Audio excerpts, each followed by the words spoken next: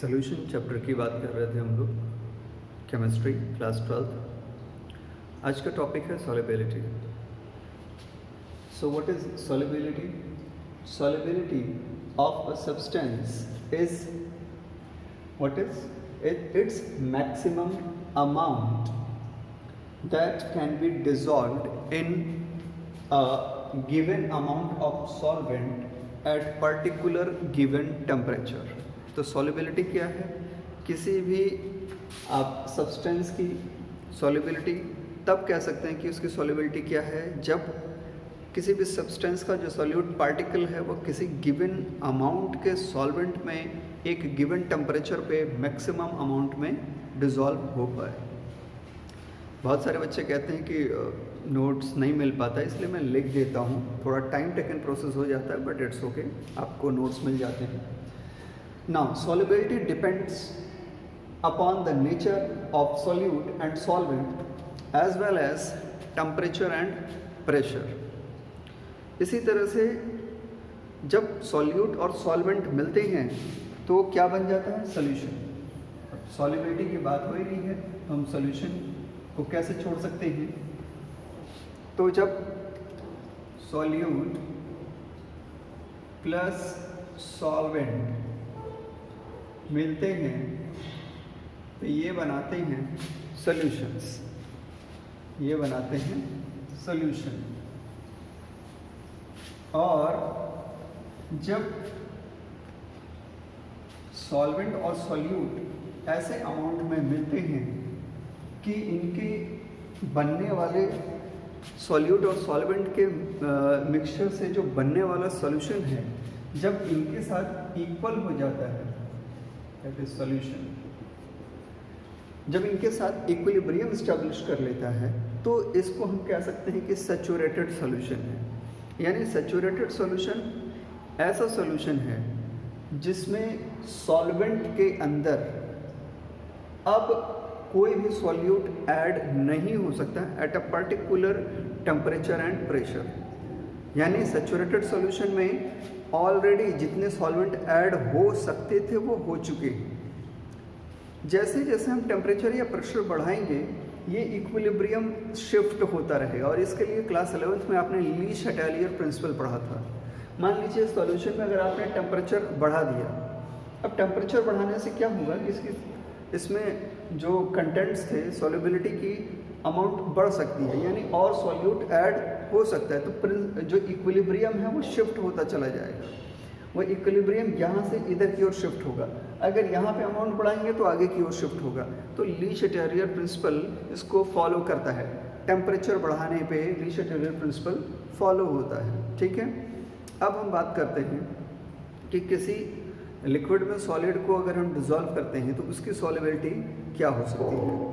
So this is the next topic and very short topic, solubility of solid in liquid. कोई भी solid liquid में कैसे dissolve होगा, कितना डिज़ोल्व होगा, उसके लिख करके एक टॉपिक है, वो छोटा सा एनसीईआरटी में। आपको कुछ एग्जांपल देके समझाते हैं। जैसे NaCl, मान लीजिए NaCl है, ये सॉल्यूट है, या इसी तरह से शुगर पार्टिकल्स जो कि सॉल्यूट की तरह बिहेव करेंगे। इनको अगर हम वाटर में डिज़ोल्व करना चाहते हैं, चाहे सॉल्ट को डिज़ोल्व करिए तब भी सॉल्यूशन बन जाएगा, और चाहे शुगर को डिज़ोल्व करिए तब भी आपका सॉल्यूशन बनेगा। यानी मिक्सचर पॉसिबल है, ये घुल जाएंगे। अब इसी तरह से मान लीजिए कि वाटर में अगर आप नेफ्थेलिन या एंथ्रासीन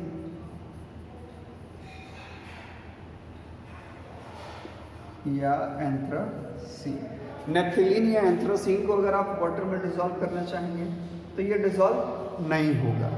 अब नेफ्थेलिन और एंथ्रासीन को अगर आप बेंजीन में डिज़ोल्व करेंगे, अगर इसको हम बेंजीन में डिज़ोल्व करेंगे तो ये डिज़ोल्व हो जाएगा। लेकिन NaCl और शुगर इसमें बेंजीन में डिज़ोल्व नहीं होंगे। अब आपको समझना होगा कि पोलर सब्सटेंस यानी पोलर सॉल्यूट जो थे वो पोलर सॉल्वेंट में इजीली डिसॉल्व हो रहे हैं, जबकि जो नॉन पोलर सॉल्यूट है वो नॉन पोलर सॉल्वेंट में डिसॉल्व हो रहे हैं। तो होता क्या है कि इससे एक कहावत बनती है कि लाइक डिसॉल्व लाइक्स, मतलब लाइक डिजॉल्व्स लाइक, यानी सिमिलर इंटरेक्शंस अगर वाले कोई मॉलिक्यूल्स हैं तो वो डिजॉल्व हो जाते हैं। तो पोलर सॉल्यूट पोलर सॉल्वेंट में डिजॉल्व हो जाता है, non polar solute non polar solvent में डिजॉल्व होता है। आखिर ऐसा क्यों होता है? क्योंकि ये जो लाइक होते हैं, चाहे वो पोलर सब्सटेंस हो या नॉन पोलर सब्सटेंस हो, तो उनका जो सॉल्यूट और सॉल्वेंट होता है, जब वो मिक्स करते हैं तो उनके बीच में इंट्रामॉलिक्यूलर इंटरेक्शंस होते हैं। क्या होते हैं?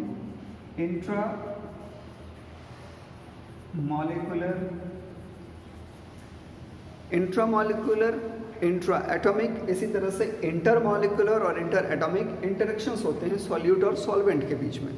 अगर वो इंटरेक्शंस, उनकी एनर्जी और उनके इंटरेक्शंस सिमिलर बिहेवियर के हुए तो इजीली डिसॉल्व हो जाते हैं। इसीलिए पोलर सॉल्वेंट में पोलर चीज़ें से इजीली डिसॉल्व हो जाती हैं और नॉन पोलर में non polar things easily dissolve हो जाती हैं। अब इफेक्ट ऑफ टेम्परेचर, कोई भी सॉलिड अगर लिक्विड में मिल रहा है तो उस पर टेम्परेचर का क्या इफेक्ट होगा? तो टेम्परेचर जैसे जैसे सॉल्यूशन का हम बढ़ाएंगे वैसे वैसे सॉल्युबिलिटी बढ़ती चली जाएगी, यानी जो सैचुरेट सॉल्यूशन था वो अनसैचुरेट की तरह बिहेव करने लगेगा। एग्जांपल देता हूँ मैं इसका। जैसे इंडिया में जलेबी और रसगुल्ले बहुत फेमस हैं। अब जलेबी और रसगुल्ले बनाने का जो मेन कंपोनेंट है वो मैदा वगैरह होता है जो भी, उसके अलावा उसमें स्वीटनेस डालने वाली बात होती है। तो कढ़ाई के अंदर जो हमारा बर्तन होता है, जो पॉट होता है, उसके अंदर हम वाटर डालते हैं और इसको गर्म करते हैं, उसमें पानी डालते हैं। लेकिन अगर नॉर्मल कंडीशन की बात करें कि मान लीजिए इसे गर्म नहीं करना है, 10 लीटर वाटर लिया, 10 लीटर वाटर लिया और उसमें 2 kg आपने शुगर ऐड कर दिया, चीनी डाल दिया, वो डिज़ोल्व हो गया, लेकिन उसके बाद फिर वो डिज़ोल्व नहीं होगा। लेकिन रसगुल्ला और जलेबी बनाना है तो हमें मिठास ज़्यादा चाहिए। इस कंडीशन में इसको हम हीट करना शुरू करते हैं। 10 लीटर वाटर, 2 kg शुगर पहले से हमने मिला रखा, 2 kg शुगर पहले से ऐड किया है। अब हम जब इसको बॉईल करना शुरू करते हैं तो हम 1 kg एक्स्ट्रा शुगर और मिलाते हैं, वो इजीली डिज़ोल्व हो गया। यानी क्या हो गया? सॉल्युबिलिटी बढ़ गया। उस सॉलिड की सॉल्युबिलिटी उस लिक्विड में यानी वाटर में शुगर की बढ़ गई। और गर्म करते रहिए, 4 kg शुगर मिल गया। अब मैक्सिमम एक लिमिट पे पहुंचने के बाद हो सकता है ये क्राइटेरिया स्टॉप हो जाए। इसके लिए फिर आपको सॉल्वेंट की वैल्यू बढ़ानी पड़ेगी। तो इससे ये प्रूफ होता है कि नॉर्मल कंडीशंस में सैचुरेशन अलग था, यानी 30 डिग्री सेल्सियस पर टेम्परेचर पे सैचुरेशन पॉइंट अलग था, लेकिन जब उसको बढ़ा के 100 डिग्री सेल्सियस कर दिया तो वो सैचुरेशन पॉइंट और आगे की ओर बढ़ गया। तो बहुत ही कॉमन एग्जांपल था। इसके अलावा एक्सोथर्मिक और एंडोथर्मिक रिएक्शंस पे भी बहुत डिपेंड करता है कि सॉल्युबिलिटी कैसी होने वाली है। जैसे कि कोई सोल्यूशन अगर हमने बनाया है और वो लगभग सैचुरेशन पे पहुंच रहा है और वहाँ पे जाके वो एंडोथर्मिक टाइप का बिहेवियर शो कर रहा है, तो जैसे ही टेम्परेचर हम बढ़ाएंगे सॉल्युबिलिटी बढ़ जाएगी।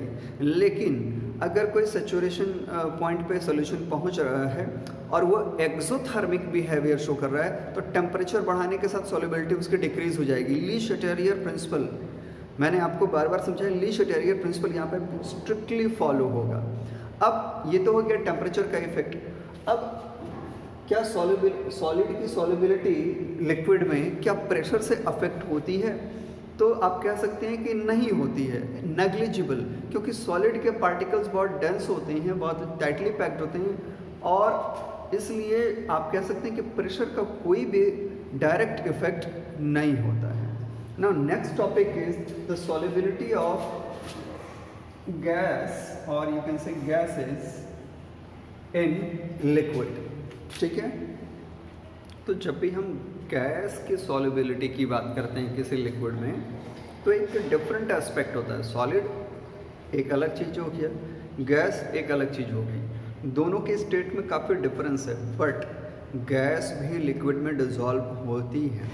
यहाँ भी डिपेंड करता है कि डिज़ोल्व होने वाली गैस का नेचर कैसा है। फॉर एग्जाम्पल मैं आपको एग्जाम्पल देता हूँ, जैसे ऑक्सीजन वाटर में डिज़ोल्व होती है, बिल्कुल होती है, लेकिन बहुत कम अमाउंट में होती है। उस डिज़ोल्व वाले ऑक्सीजन को ही हम DO नाम देते हैं, दैट इज़ डिज़ोल्व्ड ऑक्सीजन। और उस डिज़ोल्व्ड ऑक्सीजन का यूज़ ही एक्वाटिक लाइफ फॉर्म्स करते हैं। जो जितने भी प्लांट्स हैं, एनिमल्स हैं जिनको ऑक्सीजन की ज़रूरत पड़ती है, वो डिज़ोल्व ऑक्सीजन का यूज़ करते हैं, पर बहुत ही कम अमाउंट में डिज़ोल्व होते हैं। लेकिन अगर हाइड्रोक्लोरिक एसिड के गैसियस फॉर्म की बात करें, HCl गैस की बात करें, तो बहुत ठीक ठाक अमाउंट में, एक बढ़िया अमाउंट में, अच्छे ग्रेटर अमाउंट में डिज़ोल्व होते हैं। इसको देखते हुए बहुत सारे साइंटिस्ट ने वर्क करना शुरू किया, जिसमें से हेनरी और डाल्टन, इनके नाम आप जानते हैं, डाल्टन्स एटॉमिक प्रेशर या डाल्टन पार्शियल प्रेशर के बारे में आपने बहुत सुना होगा। पार्शियल प्रेशर और हेनरी लॉ मिल करके काफ़ी काम किया उन्होंने और सॉल्युबिलिटी को बहुत स्मूथ और इजी बना दिया समझने के लिए। तो शुरू करते हैं एक छोटे से एक्सपेरिमेंटल डिज़ाइन से। मान लेते हैं कि एक क्लोज्ड चैम्बर है, ये ऊपर का पोर्शन वैकेंट स्पेस है, ये वैकेंट है और ये हमारा लिक्विड है, ठीक है। अब ये जो लिक्विड है ये हमारे लिए सॉल्वेंट की तरह बिहेव करेगा। ये वैकेंट स्पेस है, हमने इस पिस्टन को ऊपर किया और इसमें एयर के मॉलिक्यूल्स पुट कर दिए। एयर को हमने अंदर कर दिया, दैट इज एयर, ठीक है। So when we put air atoms or molecules here in the space, अब इस कंडीशन में फिर से हमने पिस्टन रखा और एक वेट, थोड़ा सा हमने एक वेट रखा, इतना वेट रखा कि वो बहुत ज़्यादा नीचे कंप्रेस ना हो जाए, यानी थोड़ा सा वेट रखा।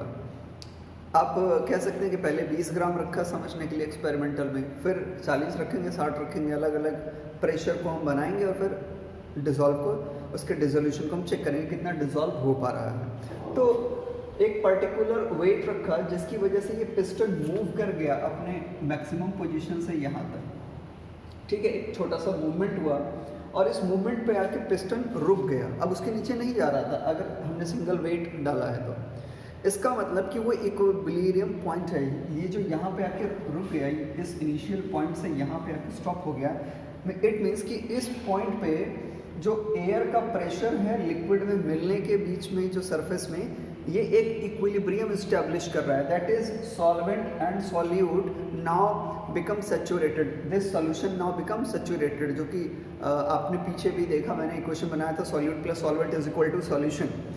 और जब वो इक्विलिब्रियम में आ जाते हैं तो same amount of solute particles अंदर भी जाते हैं और उतना ही अमाउंट में सॉल्यूशन से बाहर निकलते हैं, यानी एक दूसरे में वो ब्रेक होते रहते हैं। यही वो कंडीशन है जब इक्विलिब्रियम इस्टेब्लिश होती है। इस कंडीशन में ये जो मॉलिक्यूल्स यहाँ पे थे, इनमें से कुछ मॉलिक्यूल्स डिज़ोल्व हुए होंगे और बिना डिज़ोल्व हुए वो स्पेस खाली हुआ ही नहीं होगा, okay. So some of the molecules now dissolve here, लेकिन बहुत ज़्यादा नहीं है, कुछ अमाउंट में मॉलिक्यूल्स हैं। अब अगर इस पर हम प्रेशर को और बढ़ा देते हैं और वेट रख दें इस पर, मान लीजिए कि W2, W3, अब इसकी वजह से क्या होगा कि ये पिस्टन और भी नीचे मूव करेगा और भी नीचे मूव करेगा और लगभग किसी एक पोजीशन पे आके स्टॉप होगा with W1, W2 and W3। तो इस कंडीशन में क्या हुआ कि इक्विलिब्रियम शिफ्ट हो गया, ये पुराने पोजीशन से अभी तक जो इक्विलिब्रियम यहाँ था, अब वो इक्विलिब्रियम शिफ्ट होकर यहाँ चला आया। आपने देखा प्रेशर बढ़ाने से गैसियस स्टेट में हमने प्रेशर बढ़ाया तो इक्विलिब्रियम शिफ्ट हो रहा है, यानी गैसियस स्टेट में प्रेशर का इफेक्ट होता है इक्विलिब्रियम यानी डिसॉल्व होने में, ठीक है। So this is the effect of pressure on the solubility of gaseous molecule in the liquid. Particularly अब बहुत ज़्यादा अमाउंट में, यहाँ पे बहुत ज़्यादा अमाउंट में क्या होगा कि मॉलिक्यूल्स, जो एयर के मॉलिक्यूल्स हैं वो डिसॉल्व हो जाएंगे और तब जाके इक्विलिब्रियम स्टैब्लिश होगा। तो नंबर ऑफ जो डिसॉल्व मॉलिक्यूल है गैस का वो उतनी ही अमाउंट में बाहर निकलेगा और उतनी अमाउंट में बाहर से अंदर आएगा, तो ये इक्विलिब्रियम स्टैब्लिश होता है। तो प्रेशर का आपने देखा कि प्रेशर का बहुत बड़ा रोल है। टेम्परेचर की बात करें, अगर आप इसमें टेम्परेचर बढ़ा देंगे, effect of temperature on the solubility of gas in a liquid, अगर इसकी हम बात करें, अगर आप यहाँ पर टेम्परेचर बढ़ा देते हो तो ये क्या होगा कि एनर्जाइज्ड हो जाएंगे और ये बाहर की ओर आने लगेंगे। It means with the increase of temperature solubility of gas in the liquid decreases, घटेगा। प्रेशर बढ़ाने पे बढ़ रहा है लेकिन टेम्परेचर बढ़ाने पे डिक्रीज हो रहा है। ये समझ में आया? इसी तरह से जो हम कोल्ड ड्रिंक्स पीते हैं जैसे कोका कोला, थम्स अप, तो उसमें क्या होता है, सोडा वाटर, और उसमें CO2 यानी कार्बन डाइऑक्साइड को हम प्रेशर के साथ अंदर की ओर डालते हैं क्योंकि CO2 नॉर्मली डिजोल्व होगी नहीं, तो कार्बोनेटेड वाटर बनाना है। अब प्रेशराइज करके बोतल में पैक करते हैं, इसलिए वो काफ़ी, जब आप ओपन करते हैं तो साउंड क्रिएट करता है, वो हिसिंग साउंड प्रोड्यूस होता है प्रेशर की वजह से, क्योंकि प्रेशराइज नहीं करेंगे तो CO2 उसमें ऐड नहीं होगा। इसलिए कहा जाता है कि अवॉइड सॉफ्ट ड्रिंक्स, क्योंकि उसमें CO2 है, वो आपकी बोन वीक करेगा, इनेमल को डिस्टर्ब करेगा और दांत खराब कर देगा। इंटेस्टाइन को तो बहुत ज़्यादा डिस्टर्ब करता है, वो अलग ही। इसी प्रेशर के रिलेशन को देखते हुए हेनरी ने एक लॉ दिया, solubility for the gas in liquid, और उन्होंने कहा कि at constant temperature the solubility of a gas in the liquid is directly proportional to the partial pressure of the gas present above the surface or the surface of the liquid or solution। इस liquid या solution के ऊपर वो directly किस पे depend कर रहा है, प्रेशर पे, पार्शियल प्रेशर पे। तो इन्हीं के टाइम पे एक और साइंटिस्ट थे बहुत अच्छे, डाल्टन, और डाल्टन्स लॉ आप जानते हैं, डाल्टन और डाल्टन में डिफरेंस है, ये पार्शियल प्रेशर इन्होंने दिया था। तो पार्शियल प्रेशर की हम बात कर रहे हैं यहाँ पे, एटॉमिक थ्योरी की नहीं। तो पार्शियल प्रेशर के रिस्पेक्ट में उन्होंने कहा था कि एक्चुअल में ये जो आप बात कर रहे हैं इसको मॉडिफाइड स्ट्रक्चर में भी लिख सकते हैं कि ये मोल फ्रैक्शन के अमाउंट में भी हम इसको सेटिस्फाई कर सकते हैं। तो डाल्टन ने कंक्लूड किया कि जो पार्शियल प्रेशर हम गैस की बात कर रहे हैं, यानी अगर इसको हम फ्रैक्शन, मोल फ्रैक्शन से रिलेट कर लें तो partial pressure of the gas is now equal to the mole fraction of the gas. ये डाल्टन का रिलेशन बना। तो इसी तरह से जब डाल्टन का रिलेशन आया तो हेनरीज लॉ मॉडिफाई हो गया।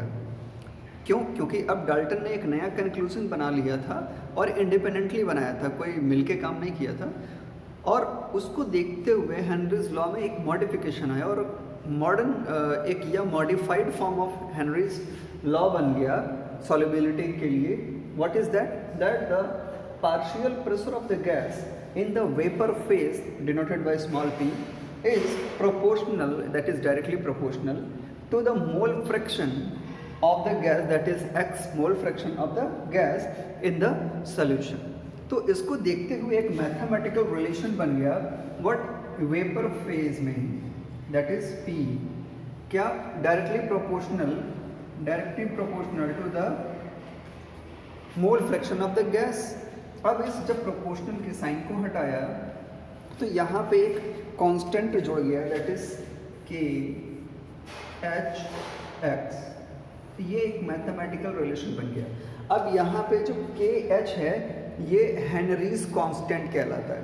अलग अलग गैसेस के लिए अलग अलग हेनरीज कांस्टेंट है, एनसीईआरटी में गिवन है, आप उसको देख लेंगे। अगर याद करना चाहें, मेमोराइज करना चाहें तो कर लेंगे, थोड़ा मेमोराइज कर लेंगे तो अच्छा रहेगा।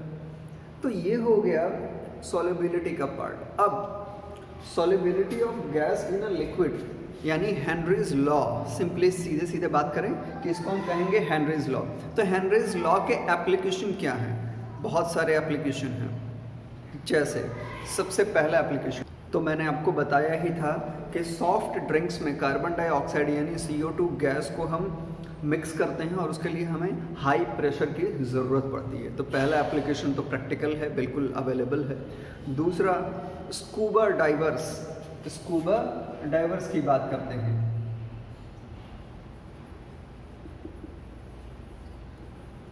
अब ये स्कूबा डाइवर्स क्या होते हैं भाई? तो स्कूबा डाइवर्स ऐसे आदमी को कहा जाता है, ऐसे पर्सन को कहा जाता है जो बड़े बड़े शिप में प्रेजेंट होते हैं, जो जहाज होते हैं पानी के, वहाँ पे होते हैं, और वो किसी गहरे समुद्र में या झील में अंदर कूदते हैं और खूब अंदर की ओर डाइव करते हुए चले जाते हैं, यानी काफ़ी नीचे तक, बहुत डीपली अंदर तक जाते हैं। तो ऐसे पर्सन को हम स्कूबा डाइवर कहते हैं। आपने देखा होगा कि वो अलग तरह का स्विम सूट टाइप का कुछ पहनते हैं, और पीछे जो उनके पाँव होते हैं वो मछलियों के जैसे उसमें फ्लिपर्स होते हैं, हेड पे कुछ मास्क टाइप का लगा होता है और पीछे एक छोटा सा सिलेंडर होता है। एग्जैक्टली तो इसका बहुत बड़ा, हेनरी लॉ का बहुत बड़ा यूज़ है स्कूबा डाइविंग में, वो जो सिलेंडर का मिक्सचर होता है। पर्टिकुलरली स्टडीज़, अगर मैं बात करूं कि स्कूबा डाइवर के लिए इसकी ज़रूरत क्यों पड़ गई, तो मैं आपको बहुत शॉर्ट में समझाता हूं कि जब आदमी नीचे की ओर जाता है तो प्रेशर बढ़ता चला जाता है, एटमॉस्फेरिक और वाटर का प्रेशर काफ़ी बढ़ता चला जाता है, सॉल्युबिलिटी ऑक्सीजन की कम होती चली जाती है, नाइट्रोजन जो है वो लेवल घटने बढ़ने लगता है, और जैसे जब वो ऊपर की ओर आता है अचानक से प्रेशर कम होने लगता है और नाइट्रोजन का कंटेंट जो अमाउंट है वो बहुत ज़्यादा आने लगता है। तो नाइट्रोजन का कंसंट्रेशन इतना ज़्यादा बढ़ जाता है कि धीरे धीरे वो इनहेल करने के बाद पूरे अंदर ब्लड में चला जाता है और ब्लड कैपिलरीज में ब्लॉकेज क्रिएट करता है, जिससे कि एक कंडीशन क्रिएट होती है, और उस कंडीशन को मेडिकल टर्म में बात करें तो उसको बेंड कहा जाता है। बॉडी एकदम सिकुड़ जाती है, ऑक्सीजन एकदम ऐसे सिकुड़ जाती है, और ऐसी कंडीशन में जो डाइवर्स उनकी मौत हो जाती है। बहुत सारे मूवीज़ और वीडियोज़ में आपने देखा होगा स्कूबा डाइवर्स की मौत हो गई बेंडिंग की वजह से। तो क्यों हुई? क्योंकि उनको ये साइंटिफिक लॉ नहीं पता चल पाया था, उन्होंने इसका सही यूज़ नहीं किया था। अब होता क्या है कि जब सिलेंडर होता है उसमें नाइट्रोजन को डाइल्यूट करके मिक्स करके मिलाते हैं, तो उस मिक्सचर में क्या किया जाता है, क्योंकि अब हमारे पास एक एग्जैक्ट लॉ है जैसे हम समझ गए हैं कि ऐसा क्यों हो रहा था, तो उसको 11 पॉइंट समथिंग होता है, 11.7% के आसपास हीलियम, उसमें एक नाइट्रोजन का ठीक ठाक अमाउंट दैट इज़ 56.2, बाकी जो बचा हुआ पोर्शन है दैट इज़ 32.1% के आसपास ऑक्सीजन। इसका मिक्सचर करके हम सिलेंडर में जो वो पीछे लगे रहते हैं उसमें हम डालते हैं, जिसकी वजह से वो नीचे जाएं, और अगर ऊपर आते हैं तो जो प्रेशर में चेंज आ रहा है, जो एटमॉस्फेरिक और उस प्रेशर में चेंज आ रहा है, उसकी वजह से उनका जो इनहेलिंग प्रोसेस है, जो ऑक्सीजन की बैलेंस है, वो डिस्टर्ब ना हो। तो ये सबसे बेस्ट यूज़ था। और भी कुछ यूज़ हो सकते हैं, जैसे एक बहुत ही सिंपल सा यूज़ होता है जब पहाड़ों पे जाते हैं, ये पानी के अंदर जा रहा है, नेक्स्ट टाइम पहाड़ों पे जब जाते हैं, तो जैसे जैसे हम पहाड़ों के ऊपर चढ़ते हैं, खासकर हिमालयन रेंजेस में, तो जैसी जैसी हाइट अटेंड करते जाते हैं प्रेशर कम होता चला जाता है। और आपने देखा कि प्रेशर अगर कम हो जाए, यानी अगर इसको ऊपर करते चले जाएँ तो मॉलिक्यूल्स दूर दूर होते चले जाते हैं। अगर प्रेशर कम होगा तो ऑक्सीजन की अवेलेबिलिटी कम होती चली जाएगी, यानी ह्यूमन बीइंग को काफ़ी डिफ़िकल्टी फेस होगी ब्रीथ करने में, तो काफ़ी तेज़ तेज़ ब्रीथ करना होगा, और इस तरह से एफिशिएंसी कम हो जाती है। तो कभी कभी इतनी हाइट पे जाने के बाद कभी कभी वो कंडीशन आती है कि ऑक्सीजन लगभग ज़ीरो के आसपास, सॉरी ज़ीरो पे तो मर ही जाएगा, बहुत कम, मतलब 10 to 12% के आसपास रहता है, सॉरी 10 to 12% के आसपास रहता है। उस कंडीशन में उसका ब्रेन काम करना बंद कर देता है, भ्रम में आ जाता है या एकदम बेहोश हो जाता है, गिर जाता है, और लॉन्ग ड्यूरेशन तक बेहोश रह सकता है। तो उस कंडीशन को भी पार्शियल प्रेशर की फिनोमेना कहा जाता है, और उसके लिए एक मेडिकल टर्म भी है जिसे हम एनॉक्सिया वर्ड से डिनोट करते हैं, दैट इज एनॉक्सिया। ठीक है, एनॉक्सिया का मतलब आप समझ रहे होंगे, ऑक्सिया मीन्स ऑक्सीजन, ANN मतलब एब्सेंट। तो यहाँ पे ऑक्सीजन एब्सेंट हो गया, ब्रेन तक नहीं पहुँच पाया, हमारी बॉडी की नॉर्मल फंक्शन फिनिश हो गए। So this is about the solubility and the different laws. यहाँ पे अगर हीट की बात करेंगे तो मैंने बता दिया कि हीट बढ़ाएंगे तो ये मॉलिक्यूल्स दूर हो जाएंगे। नेक्स्ट पार्ट्स में हम लोग vapour pressure of liquid solutions की बात करेंगे, और उसके बाद 2 या 3 टॉपिक और इसमें बचते हैं, रिवर्स ऑस्मोसिस, ऑस्मोसिस वगैरह, बहुत ही छोटे छोटे टॉपिक हैं। मैक्सिमम 3 लेक्चर में ये पूरा का पूरा फिनिश हो जाएगा। Thank you very much.